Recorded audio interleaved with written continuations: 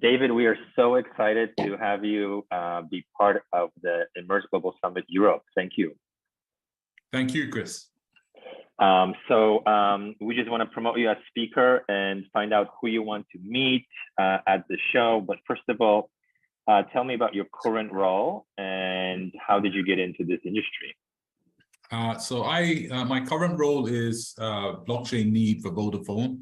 I am also a global platform innovator. So I've been involved in innovating Web3 platforms outside of this role and also inside of this role. So a firm sort of evangelist of Web3 is my real job. In terms of who I'd like to meet, I think it's other innovators, other people in the Web3 community that are coming together to build the future. Great, and Madeira Island is actually, well, it's famous for a destination for vacation and then fun. The nature is beautiful there, but also they're doing many incentives now for tech shows like ours. That's why we're going there. And they adopted Bitcoin as their currency. So it's an autonomous region of Portugal. And I guess they can do whatever they want. They actually have their own president where we will have a VIP dinner with you and the other speakers at his palace. So yeah, Bitcoin is already happening on the island.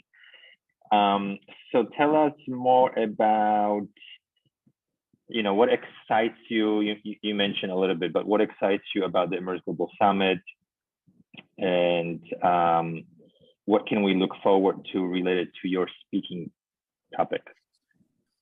Good question. So first of all, amazing location. So I like Portugal anyway, but I think this island is going to be amazing. I think the people that are coming together is going to be amazing. I think the location and the ambience will be amazing, and I'm expecting some really exciting things to be the output from this event.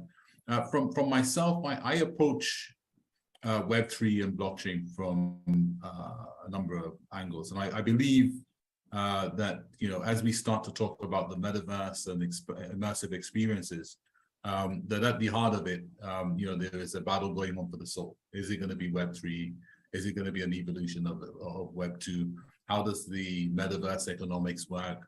How are we going to essentially have an engine that can bring trust and digital identity? And how can I take value between different metaverse environments? So my point is, there's a lot of questions. From me, I generally address three areas. Number one is, how do you connect to the metaverse? How do you connect to the blockchain? And I think there's a massive opportunity for adoption. I think at the last count, there were maybe around 600,000 addresses on Ethereum. There's 6.1 million smartphones in operation at the end of 2021. 6.1 billion, smartphones in operation at the end of 2021. That's essentially 6.1 billion access points to blockchain and metaverse. Part of what I talk about is how you can essentially use the smartphone as a gateway into blockchain, how you can use the phone number as a digital identity, how these two worlds can marry. Because just looking at the stats, 6.1 billion smartphones, the 3 trillion cryptocurrency market, there's definitely some synergies there. The second thing that I come from is looking at Internet of Things. So as well as 6.1 billion smartphones, there's also over 40 billion IoT devices. Again, how do you connect IoT devices to the blockchain? Can this power a new economy where devices can have identities and trust anchored in the blockchain so that they can transact using peer-to-peer payments? And on the other side I come with, and I like to talk about, is the economics and business models of this. So when you look at Web3 technologies, what is the business model?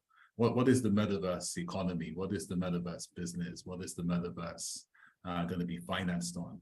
How will it change our business models? And these are the sort of things that I'll explore in my talk. If we look at the economy, just under 100 trillion.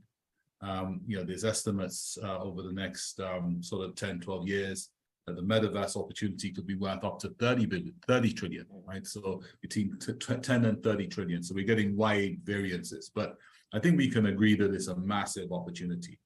And what I'd like to do is explore that, right? Because I think from a technology point of view, there's a massive opportunity. And I think Web3 is going to be absolutely there.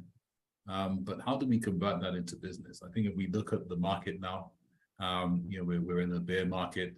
If we look at the wider economy and now, we've got massive inflation issues, interest rates, contraction, massive layoffs in the Web3 blockchain industry.